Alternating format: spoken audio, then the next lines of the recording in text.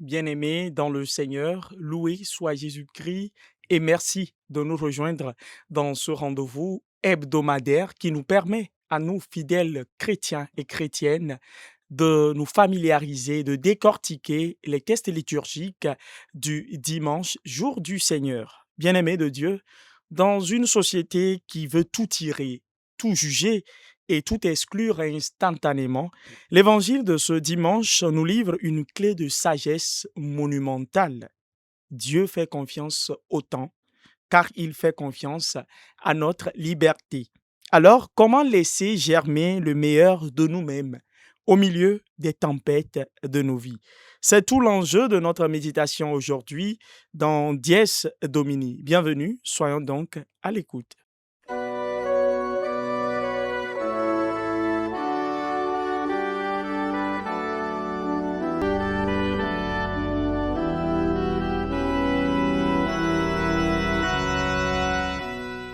Chers amis connectés sur la SMA Togo TV, quel plaisir de vous retrouver en ce 16e dimanche du temps ordinaire de l'année liturgique A pour parler de la parole de Dieu qui nous transforme et nous vivifie. Pour ce dimanche, j'ai la joie d'accueillir sur ce plateau le révérend Père Emmanuel Lecport qui nous aidera à mieux comprendre les trésors enfouis dans ce dimanche. Père Emmanuel, loué soit Jésus-Christ. À jamais, Christian. Bienvenue dans cette émission. Merci beaucoup. Comment est-ce que vous vous portez? Je me porte très bien. Alors, je vais bien aussi par la grâce de Dieu. Merci. Et c'est la première fois qu'on voit le Père Emmanuel dans Dies Domini. Vraiment. Rendons gloire à Dieu d'abord. Merci. Et dites-nous, qui êtes-vous concrètement? Merci, Christian.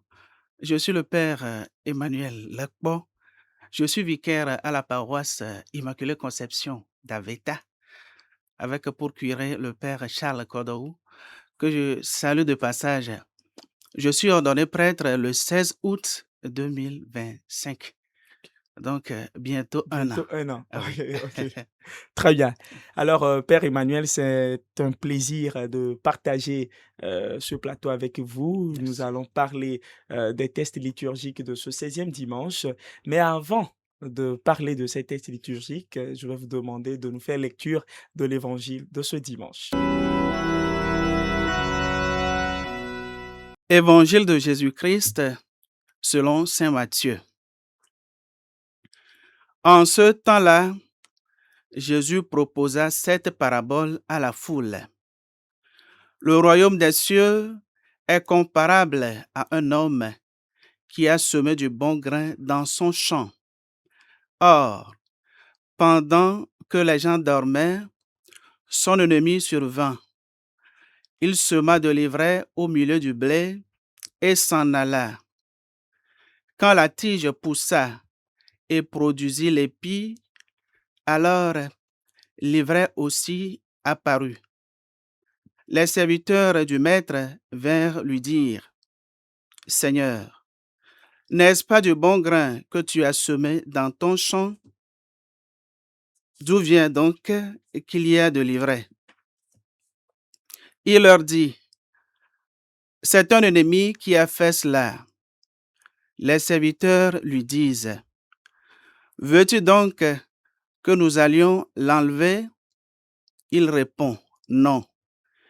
En enlevant l'ivraie, vous risquez d'arracher le blé en même temps. Laissez-les pousser ensemble jusqu'à la moisson. Et, au temps de la moisson, je dirai aux moissonneurs, enlevez d'abord l'ivraie, liez-la en botte pour la brûler.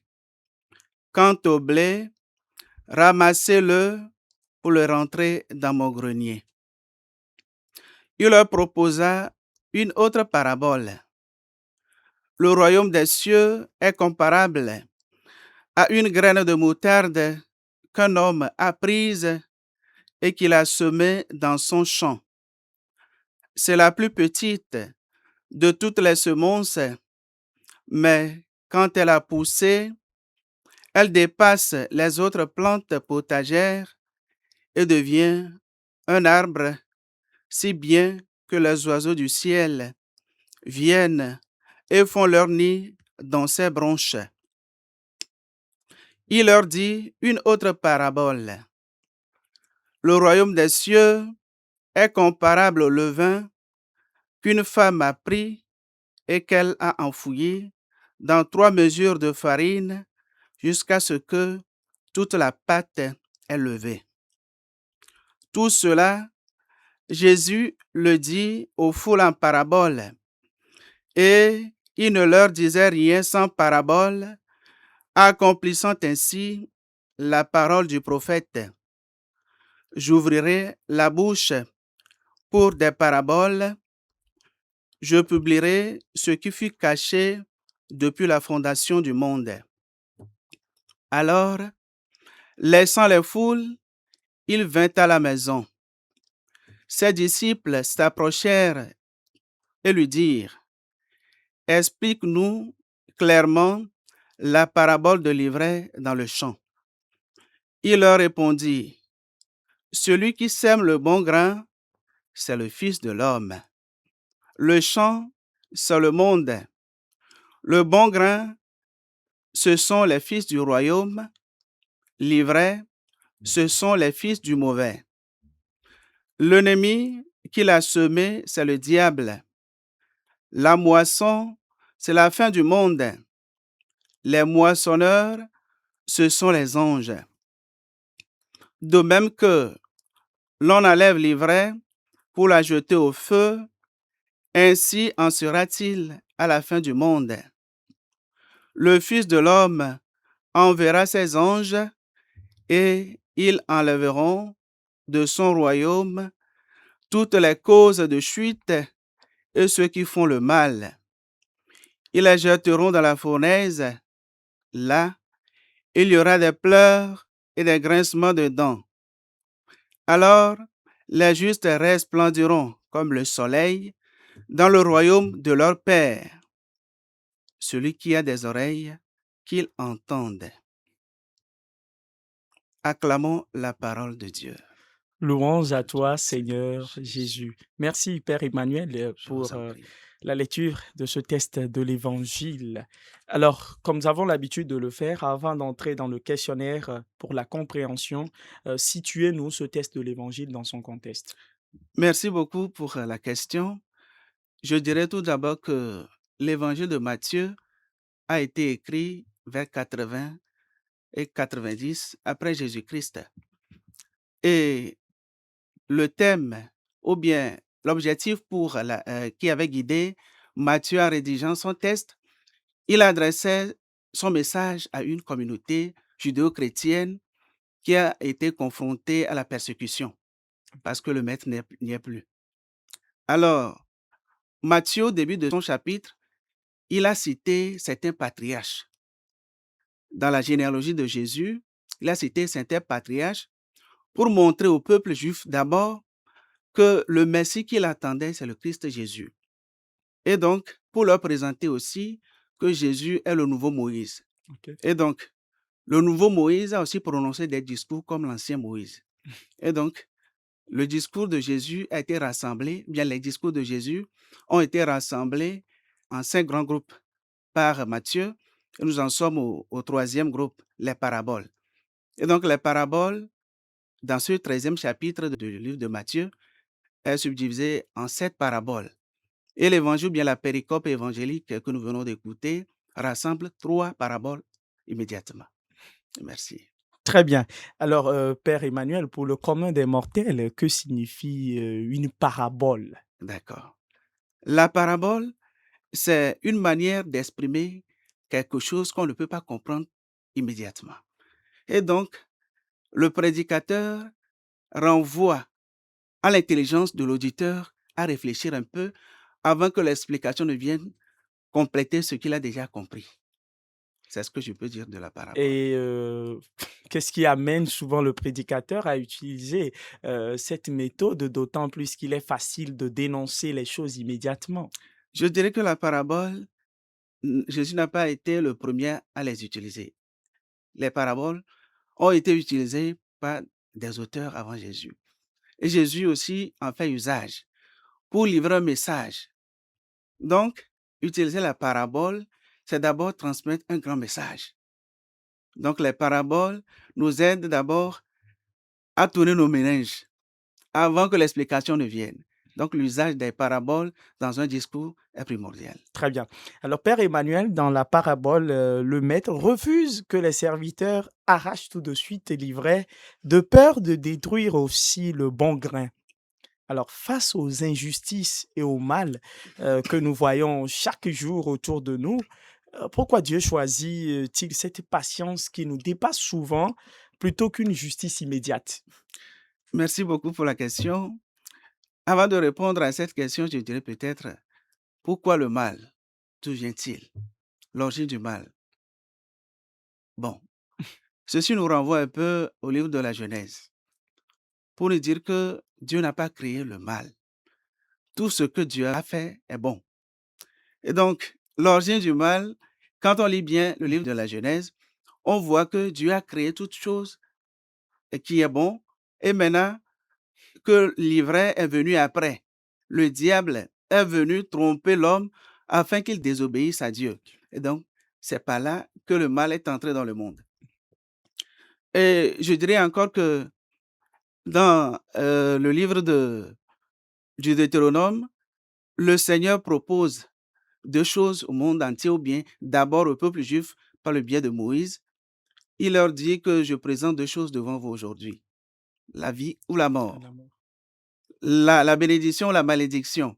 Et donc, choisissez la vie afin que vous viviez. Et donc, je dirais que avec ces deux références, le mal n'est pas de Dieu, mais de l'homme. Et donc, ce que nous subissons aujourd'hui dans le monde, c'est la résultante de nos choix.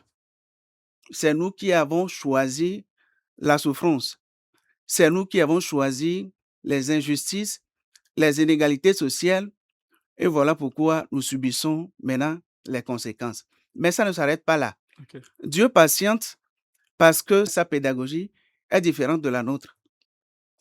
Nous, à chaque moment que nous constatons une injustice, nous voudrions que ça se résout aussitôt, dans l'immédiat. Mais pour Dieu, ce n'est pas le cas. Et donc, si vous lisez bien la première lecture de ce jour, à sa fin, la finale dit qu'après la faute, Dieu accorde la conversion. Donc, si Dieu permet que la faute soit, ou bien les injustices soient corrigées aussitôt, peut-être en le faisant, celui qui pourrait avoir la conversion après serait mort sans la conversion. Et donc, Dieu permet à l'homme de grandir, mais tout en ayant un recours à sa miséricorde, pour qu'à la fin, l'homme soit sauvé. C'est pourquoi Dieu patiente avec nous. Oui, le psaume 144, 145 le dit si bien. La tendresse du Seigneur est pour tous les hommes. Et donc, nous devons le savoir que même les pécheurs, Dieu les aime, mais Dieu n'aime pas le péché. Merci. Très bien. Père, on a souvent aussi dans nos sociétés, tendance à catégoriser les gens, c'est-à-dire que, les bons d'un côté, les mauvais de l'autre. Mais pourtant, cette parabole ne nous invite-t-elle pas à reconnaître que le bon grain et l'ivraie cohabitent d'abord à l'intérieur de notre propre cœur? Et comment donc gérer cette dualité en nous? Merci beaucoup pour la question. Avant de répondre, je vais faire un détour au manichéisme pour répondre à cette question. Et selon cette doctrine philosophique, le monde est régi par deux forces cosmiques de puissance égale. Or, la philosophie, ou bien plutôt la théologie, condamne cette idée parce que le monde n'est pas régi par deux forces euh, qui s'opposent, le bien et le Et le mal. mal. On doit plutôt comprendre d'abord que Dieu a créé le monde d'abord avec sa propre force positive. Et Dieu a disposé le monde d'une telle manière que le monde agisse dans une parfaite harmonie. Et donc, le mal qui vient dans le monde actuel vient d'ailleurs. Si les manichéens disent que le monde est régi par deux forces égales plutôt, mais qui s'opposent, cela voudrait dire que nous attribuons la subsistance au mal. Or, le mal, c'est un non-être. Donc, tout ce que Dieu a créé en nous, c'est une substance. Alors, nous sommes l'être, donc l'être, la substance, nous existons. Mais le mal est un non-être. Donc, dans notre cœur, Deux choses existent, mais le mal qui existe en nous n'a pas sa place en fait. C'est une blessure que l'homme a reçue depuis la chute de nos premiers parents. Donc, avec la chute, notre nature est blessée. Et donc, avec la concupiscence, nous sommes enclins au mal. On a tendance à faire le mal. Et donc, c'est ce qui nous pousse à constater au fond de nous que quelquefois, c'est comme ces deux forces, le bien et le mal. Mais en fait, au fond de nous, Dieu nous a créés bon. C'est la blessure que nous avons reçue ou bien nous avons hérité de nos premiers parents. C'est cette blessure qui a fait que nous inclinons vers le mal quelquefois. Nous avons tendance à manifester l'animalité. Mais au premier abord, Dieu nous avait créés bon. Et donc, pour répondre à cette question, ce qui reste en nous, bien, le dualisme qui existe en nous, je venais de le dire, c'est à l'origine d'une blessure mal guérie. Nos blessures sont mal guéries. Et donc, tu peux voir une personne et la détester sans raison valable, parce que ce mal est en toi. Ou bien quelqu'un peut te faire quelque chose, tu vas détester cette personne jusqu'à la mort. Parce que le mal ou bien la blessure que nous avons héritée n'est pas guérie chez toi. C'est pourquoi nous détestons les gens. Nous catégorisons les gens pour dire celui-ci, il n'est pas bon, celui-ci n'est pas bien. Par exemple, deux personnes qui habitent dans une même maison. L'autre est parti au marché et son enfant est resté dans la maison. Ou bien avec les enfants, il s'amuse. Et au retour, on lui annonce que ce petit a été sauvé d'un danger par la personne que ce dernier détestait. Mais avec la blessure là, il aura du mal à aller remercier la personne qui a sauvé son enfant du danger parce qu'il n'a pas encore guéri son mal. Donc, ce qui existe en nous, ce n'est pas Dieu qui l'a créé. C'est un héritage de nos premiers parents. Et donc, l'homme, ou bien tout ce que Dieu a créé est bon. L'homme est créé à l'image de Dieu et Dieu est bon, l'homme est bon. Très bien. Alors, dans ce test de l'évangile de ce 16e dimanche, Père Emmanuel, vous l'aviez dit également, il s'agit de 3 paraboles. 3 paraboles que Jésus, nous présente dans ce texte. Mais, en lisant l'évangile, tout à l'heure, j'ai cru comprendre que les disciples ont essayé de mieux comprendre la parabole sur, l'ivraie. Pourquoi celle-ci et pas les 2 autres? D'accord. Ils ont cherché à comprendre la parabole du livret parce que avec la parabole du livret, on peut comprendre les deux autres paraboles. La clé de la patience. Parce que les serviteurs avaient demandé au maître d'enlever aussitôt l'ivraie. Mais le maître a dit non, de patienter. Et comme les deux autres paraboles, quand vous les lisez bien, ce qui fait grandir le plant ou bien l'arbre, c'est la patience. Quand on sème si tôt, on ne voit pas aussitôt les résultats. C'est la patience. Et quand on veut faire de la pâte pour produire du pain, etc., quand on a déjà malaxé la pâte, il faut une patience afin que la pâte est levée. Donc, pour comprendre les deux autres paraboles, il faut la clé de la première, la patience. C'est pourquoi les disciples ont plutôt demandé l'explication de la parabole de l'ivraie. Très bien. Alors, père, ces 3 paraboles, est-ce que, le signe 3 a un symbole particulier en ce dimanche? Pourquoi ces 3 précisément? 3 paraboles. Trois paraboles parce qu'il y a la Trinité. Et dans la Trinité, il y a la patience. Et la patience fait partie des propriétés de Dieu. Et donc, Dieu est patient, il voudrait que l'homme soit patient. Très bien. Alors, dans la deuxième lecture de ce dimanche, saint Paul nous dit dans la lettre aux Romains que l'Esprit Saint vient au secours de notre faiblesse, car nous ne savons pas prier comme il faut. Mon père, comment cette affirmation éclaire-t-elle les lectures de ce dimanche, en particulier, notre attitude face aux épreuves ou au mal? D'accord. Saint Paul nous dit que nous ne savons pas prier comme il faut. Parce que, je venais de le dire, depuis la blessure, depuis la chute, nous n'avons plus cette filiation entre Dieu et nous. Il y a une rupture. Pour que cette rupture soit effacée, il faut l'appui de l'Esprit Saint, le Paraclet, l'intercesseur promis par le Christ Jésus. Et donc, toutes nos prières sont complétées par l'action de l'Esprit Saint. Il faudrait l'Esprit Saint pour intercéder afin que nos prières soient complètes, afin que nos prières parviennent jusqu'à l'autel du Seigneur. Et donc, l'Esprit Saint intercède pour tout homme, pour chacun de nous. Tout ce que nous faisons comme prière, avant que cela ne parvienne devant le Seigneur, il faut l'appui de l'Esprit Saint. Parce que avec l'avènement du Christ, nous appelons Dieu Abba, Père. Parce que le Christ nous a aidés à nous rapprocher de Dieu. Maintenant, il est parti. Qui est là? C'est l'Esprit Saint. C'est lui qui il nous l'a promis qu'après lui, l'Esprit Saint viendra nous enseigner toutes choses, nous révéler même les choses cachées. Et donc, avec l'avènement de l'Esprit Saint, pour que notre prière parvienne enfin au Père, il faut que l'Esprit Saint, qui est à la place du Christ sur la terre, nous aide à ce que nos prières soient unanimes, afin que nos prières soient parfaites. Très bien. Revenons au test de l'Évangile, la finale qui me touche particulièrement, celui qui a des oreilles qui l'entendent. Voilà. Comment comprendre cela? C'est pourquoi je dis, les paraboles, ce sont des messages qui passent d'abord, qui invitent la personne à réfléchir par lui-même. Et donc, celui qui a des oreilles, qu'il entende. Celui qui veut réfléchir, qu'il réfléchisse à cela d'abord. Au cas contraire, la parole est prononcée dans tous les coins du monde. Mais qui réfléchit à la parole? Qui réfléchit à cela? Quelques miettes de personnes, peu de personnes. Et donc, celui qui a des oreilles, qu'il entende. Celui qui veut prendre au sérieux ces paraboles, qu'il les prenne au sérieux. Très bien.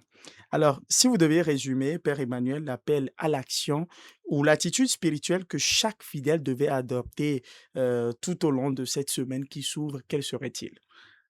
L'attitude, c'est la patience que je dirais avec la citation de Sainte Thérèse d'Avila. Dieu seul suffit.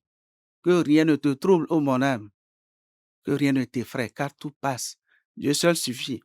Dieu seul suffit. Si nous comprenons cela, que Dieu seul suffit devant les injustices, devant les inégalités, nous allons les dénoncer, mais avec certains retenus. Merci. Très bien.